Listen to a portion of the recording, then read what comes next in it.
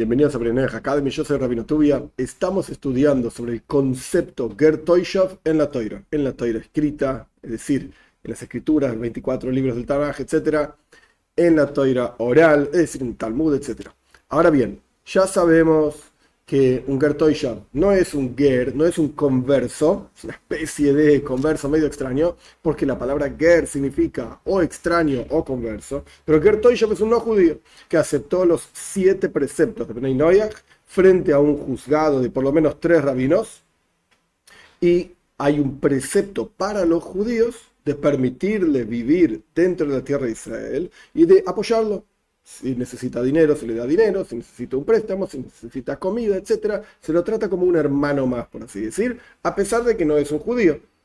Es un Ger Toishav, es un extraño, porque no es un judío, que está asentado en la tierra de Israel. Hoy en día, ya sabemos también, esto no se aplica. ¿Por qué no se aplica hoy en día? Porque no tenemos control sobre la tierra de Israel, no tenemos un rey en la tierra de Israel, no tenemos un juzgado mayor, no contamos los 50 años del ciclo, etcétera, etcétera. Hoy en día no existe el concepto Ger Toishav, todo el mundo está de acuerdo con este concepto, está en el Talmud, nadie discute esta cuestión. Hoy en día no aceptamos Ger Toishav. Muy bien. Pero para continuar profundizando sobre esto y cuáles son las implicancias de esta cuestión, que así terminamos, por así decir, la clase pasada, y esta es una continuación de esa, tenemos que entender algunos detalles más. Y a modo de introducción, el Talmud fue escrito aproximadamente año 450 de la era común. De ahí para adelante se fue pasando generación tras generación, se fue llevando a todos los lugares donde el pueblo de Israel se iba exiliado o de viaje, o lo que sea, se llevaban, por así decir, abajo del hombro un rollo con los escritos del Talmud hasta que apareció la imprenta, y luego se llevaban los libros del Talmud, y así sucesivamente. Y no es un librito que nos dice, bueno, ¿qué? Me llevo el libro. No, estamos hablando de un montón de volúmenes, con un montón de complejidad, y se escribieron un montón de comentarios, etcétera, etcétera. Como en todos los casos, en la humanidad entera, la iglesia se ocupó de censurar este libro. Incluso se organizaron grandes quemas públicas de este libro. En la época en la que ni siquiera existía la imprenta, y quemar libros era literalmente terrible, porque hacer un libro significaba una copia manual de un texto, significaba muchísimo tiempo, significaba muchísimo dinero. Un libro podía costar $10.000, lo que hoy serían $10.000. Sí, porque era un manuscrito, literalmente. Y copiarlo de vuelta llevaba tiempo, conocimiento, etcétera, etcétera. Y se organizaron quemas públicas de estos libros, etcétera. Lo que quiero decir es que la iglesia introdujo sus propias tonterías dentro del texto. El texto habla de diferentes situaciones, diferentes tipos de personas, específicamente hablando del no judío. Y hay diferentes textos dando vuelta que expresan esta palabra no judío de diferentes maneras.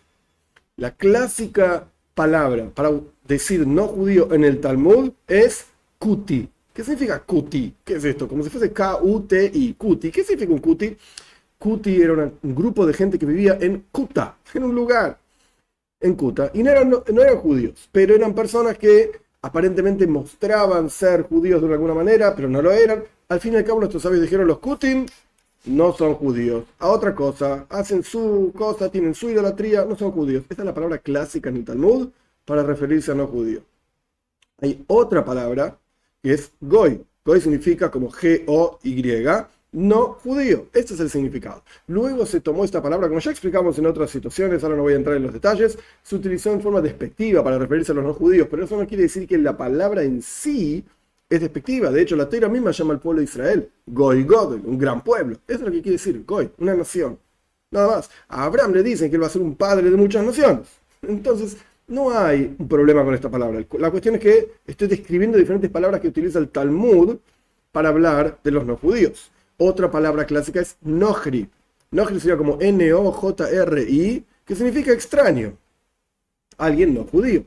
Otra palabra clásica, y esta es la más problemática, por así decir, que utiliza el Talmud, es Akum, como A-K-U-M, Akum. ¿Qué significa Akum?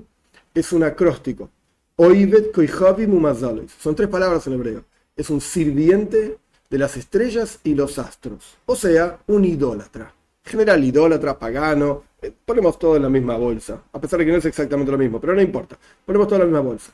Esa es la palabra que el Talmud utilizaba. Ahora, a los cristianos, a la iglesia, a los censores, no les gustaban mucho estas palabras, porque representaban, para ellos pensaron que el Talmud solamente está hablando de ellos.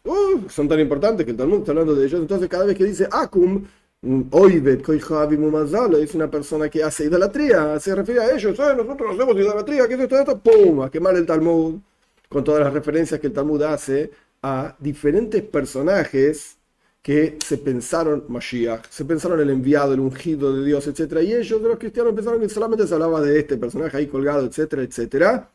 Entonces ellos fueron censurando diferentes expresiones, a través de las cuales el Talmud se refería a los no judíos, no necesariamente despectivamente, sino que hay que saber las leyes.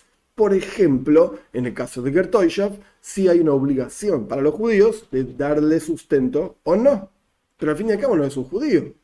Entonces, ¿cómo lo lidias? Ok, volviendo a lo que estábamos hablando sobre las diferentes palabras que el Talmud utiliza para referirse a los no judíos, por cuanto hay una clara introducción de la iglesia y censura, etcétera, etcétera, no sabemos en forma exacta cuál es la palabra que nuestros sabios utilizan en cada uno de los lugares específicos del Talmud. Por lo tanto, no se puede utilizar la versión X, cualquiera, del Talmud para ser precisos y decir, mira, el Talmud se refiere a esta categoría de no judíos, el Talmud se refiere a esta otra categoría de no judíos. No, porque no sabemos la palabra exacta que nuestros sabios utilizaron originalmente. No la tenemos. Lo que tenemos es la censura de la iglesia. Entonces, no podemos utilizar el texto para ser precisos. El ejemplo clásico es cuando el Talmud dice, por ejemplo, un no judío que cumple el Shabbat, recibe pena de muerte celestial. ¿Qué quiere decir un no judío? Hay diferentes categorías. Como de hecho vamos a estudiar más adelante, 3 categorías específicas a través de las cuales el Talmud dice, este es un no judío. ¿Pero a qué se refiere exactamente? Pues de vuelta, no tenemos el texto original que nuestros sabios escribieron, porque la iglesia censuró los textos y por lo tanto no podemos ser precisos, exactos a qué se refiere, a menos que esté claro por el contexto de la discusión en el Talmud, en ese lugar determinado, a qué se está refiriendo. Entonces, simplemente yendo para atrás y resumiendo, vimos que existe el concepto de Ger Toishav, ya lo estudiamos en profundidad en la clase pasada. Ahora entendimos que hay diferentes palabras que el Talmud utiliza para referirse a los no judíos, no necesariamente despectivas, sino que son diferentes palabras y no sabemos exactamente cuál es la que nuestros sabios utilizaron en forma original. Y en base a esto, Dios mediante la clase que viene, vamos a entender que hay 3 categorías diferentes a las cuales el Talmud se refiere a los no judíos.